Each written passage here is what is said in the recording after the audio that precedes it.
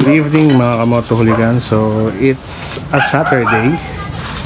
So last day bago tayo mag day off. Ang ginagawa lang ni Putoy ay ano yung nilalagay mo, Toy? Tataas ng konti. Magtataas ng konti sa shocks. So nilalagyan niya ng butas yung bracket doon. Ayan. At ito nga palang kay NC ay naparayos na natin. So pipick upin na lang sa Lunes. Tapos saka lang. Sorry. Tapos nalagyan na rin natin ng mesh na yellow yung side panel. Ayan, gaya na naipangako ko kahapon sa vlog.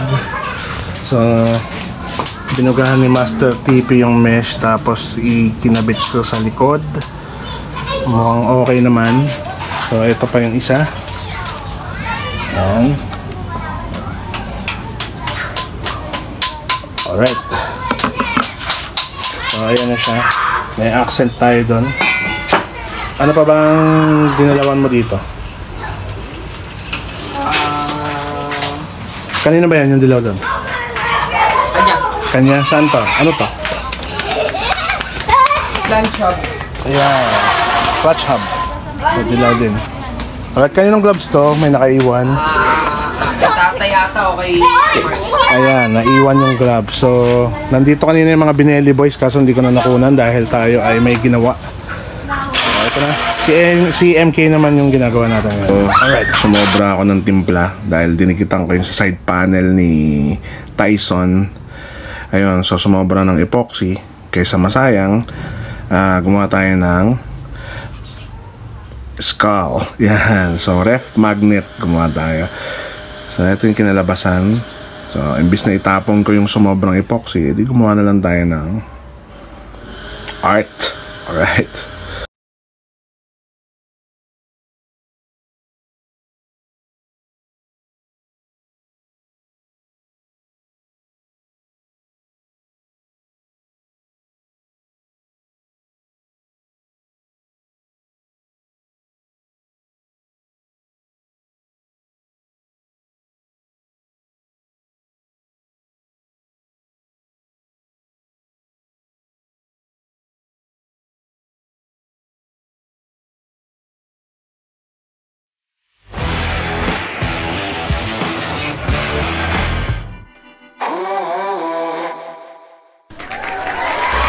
Good afternoon mga kamotuligan. So, welcome sa isa na namang episode ng ating Not So Expert Helmet Review, kung saan tumatalakay tayo ng iba't ibang klaseng helmet na nabibili natin online, from cheapest to the high quality ones. So, ngayong umaga, dapat ba magre-ready na ako papunta sa daughter ko. Biglang dumating yung delivery nung in-order ko last time. So, dumating lang siya sa gantong karton. Sorry, binuksan ko na. So, gantong karton at gantong balot. So, which means na ang pinurchase natin ngayon ay sobrang mura lang. So, bakit sobrang mura? Nabili ko siya ng 539 pesos sa Lazada. So, ang helmet na to ay more on novelty siya. At pwede rin naman pang ride, pero kung malalapit lang naman yung ride mo, pwede siya, makakapasa siya kasi meron siyang ICC sticker. So I think ang original price nitong helmet na to is 999. Dadaanan ko siya sa Lazada, so binibenta na lang siya ng 528. Pero yung sa akin nakuha ko ng 539 plus 40 pesos na shipping. So papakita ko na lang dito yung link. Ayan siya. So nakakatuwa. Bakit? Mukha siyang Japanese helmet, yung mga classic ng mga Arai, mga Shoei.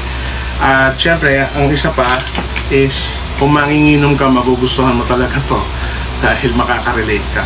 So ito na, papakita ko na, hindi na natin patatagalin.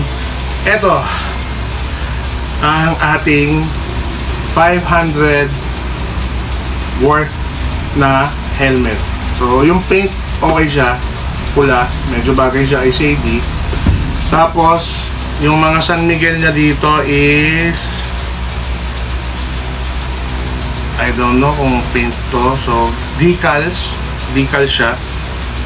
Tapos stickers din yung logo ng San Miguel sa gilid. Tapos ang kulit, may ICC siya. Tapos nakalagay dito, San Miguel Delivery. So, I don't know kung license siya ng San Miguel Corporation.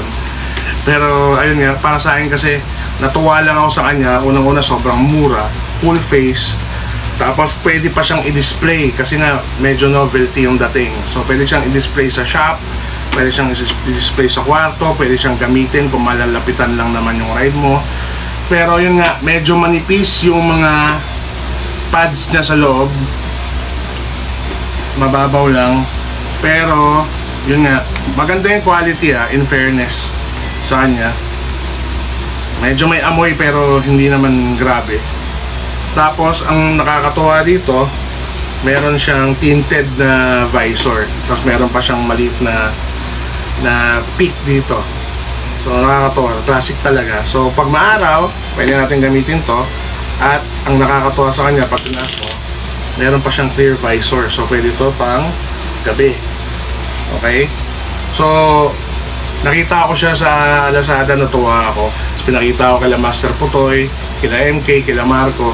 Natuwa, nagsi-order din sila. Di ba? Parang palalagpasin mo, 500 pesos, di ba? Kung motorcycle enthusiast got into drinking San Miguel beer, syempre. So, why not? Diba? Baka limited lang to. Hindi ko alam kung nag-produce sila nito para sa mga San Miguel beer delivery boys nila. Tapos parang inuubos na lang nila kaya nila binenta online. So, I don't know. Ayan, kung matripan nyo, itong hawak ko, well, umorder na kayo agad habang meron pa. So, yun. Ang review ko dito siguro sa helmet na to. Susukat natin. Di ba? Ayun o. Ayun o. Di ba? Parang okay. Yung fit niya, snug. Tapos, wala. Kung bibili ka lang din naman dyan sa tabi-tabi, or gusto mo lang man-trip, or feel mo lang suotin, di, eto, gamitin natin. So, ang may rate ko dito sa helmet na to is from 1 to 10 is 7. Bakit 7? Explain natin, diba? Although it's a cheap helmet, diba? Pero, wala, nakakatuwa. Maganda yung pagkagawa sa kanya. Quality naman din, guys. So, magagamit mo pa kasi nga may ICC. Ang pinaka nagpataas sa akin ng points is yung sobrang affordable niya. So, sa mga gustong mangolekta rin ng mga ganito katulad ko, mga yan, let's consider it as a novelty piece na rin. Diba? Tapos mukha pa siyang aray helmet. Diba? So, sino bang aayaw, diba? Okay. So, yun. 7 siya para sa akin dahil sa affordable siya. That's a price. So, ayan, try nyo. Try nyo bumili nito hanggat meron pa. So, tatry ko ito mamaya pagpunta ko sa daughter ko. So, para sa akin, it's a 7. So, paikutin lang natin. Decals lang pala din yung mga, ano niya, mga San Miguel logo niya.